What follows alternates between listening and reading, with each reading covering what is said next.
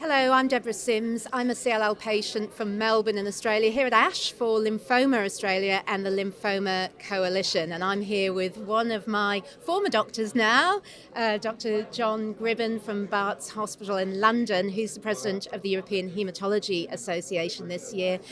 It's a fascinating ASH, a lot of new trials being reported. What have been some of the highlights for you? Well, I think this year at ASH, lots of new stuff, but a lot of it is not necessarily at the point at which is ready for prime time in use of patients, brand new things, although there are a couple of new drugs we can talk about.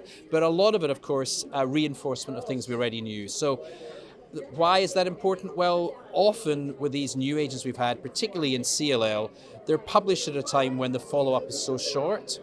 And every year at ASH, we get the opportunity to see what's happened further on. So that's important for two reasons. We're looking to see, are those curves hanging up the way they are? And the good news is that they are. And secondly, we're looking to see, are there any new toxicities that appear later on when people have been on the drugs for a long time or after they've stopped the drug in other circumstances? And the good news is we've seen is very little evidence of that. We've seen new second-generation drugs, so we've seen more stuff on acalabrutinib, zanubrutinib, now all post-approved, and a whole bunch of newer agents in earlier phase of clinical development, telling us we're going to have lots of choices. Not necessarily anything telling us that any of these drugs are more effective, but certainly the side effect profile looks better, and of course, as we know from our patients, being able to tolerate these drugs well is hugely important. Also, we've seen lots of data on combinations of new drugs together, and that's what we're all looking for. These drugs are very expensive. Being on them lifelong is a huge expense to the community, and of course, a real nuisance for our patients to have to be thinking about continuing to take those drugs every day. I remember talking to you about it before, about taking a drug every day as a reminder that you've got a cancer that you really would be thinking not about. So pretty much all the data is emerging in that setting, looking at stopping the drugs.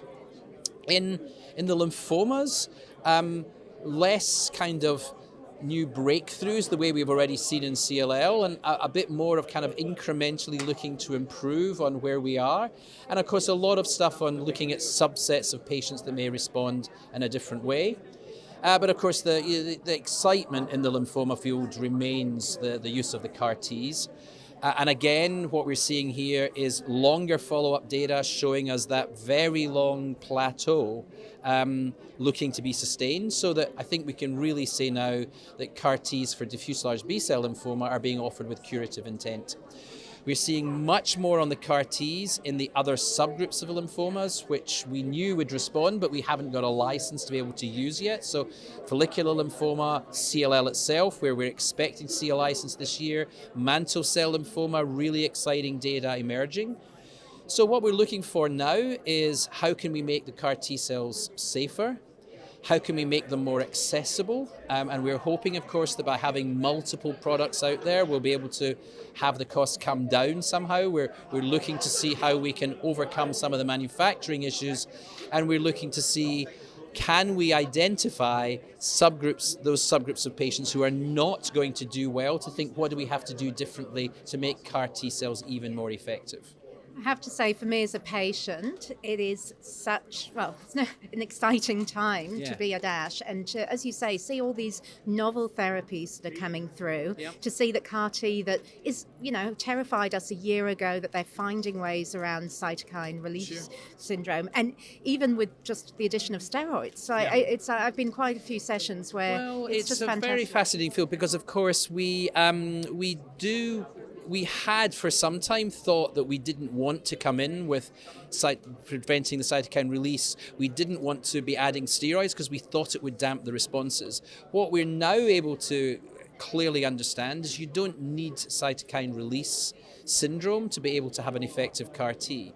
So it's also more experience. So in addition to the steps that we're taking, having more experience in knowing how to handle the side effects and having the confidence to know that we're not dampening down the very response that we previously used to think might be necessary to get those responses has made the whole field be that little bit safer.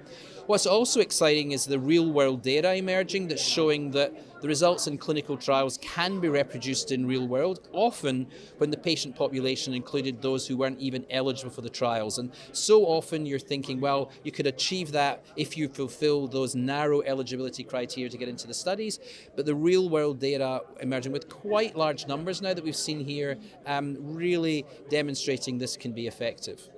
How long before you think we'll be at an ASH where we're discussing whether it's going to the role of allogeneic transplant? Sure. Well, I think in many settings, so diffuse large B-cell lymphoma is one, where patients that I used to take to an allogeneic transplant, I'm now taking to CAR-Ts. So in terms of allogeneic transplants, we'd already say that probably it's pushed it a line back. And where you have access to a CAR-T cell, I would be offering a patient a CAR-T cell rather than an allogeneic transplant. The whole question of whether it replaces autologous transplant is the result is, there's at least 3 ongoing trials that I'm aware of, all comparing doing autologous transplant to CAR-T in the second line setting for diffuse large B-cell lymphoma. None of them reading out here, but 2 of the trials at least have completed enrollment. So I'm hoping at next year's ASH we'll be getting to see some data emerge, asking the question, can we identify at least some sets of patients in whom even an autologous transplant, never mind an allogeneic transplant, might not be the treatment of choice in that setting. The question we've then got for as a society is, how do we afford this very effective therapy that we're going to say we would expand its operation into more diseases earlier in the disease course, where we'd expect it to be more effective, but how can we as societies begin to afford this? The same question, of course, we've had in CLL about the continuous use of agents before.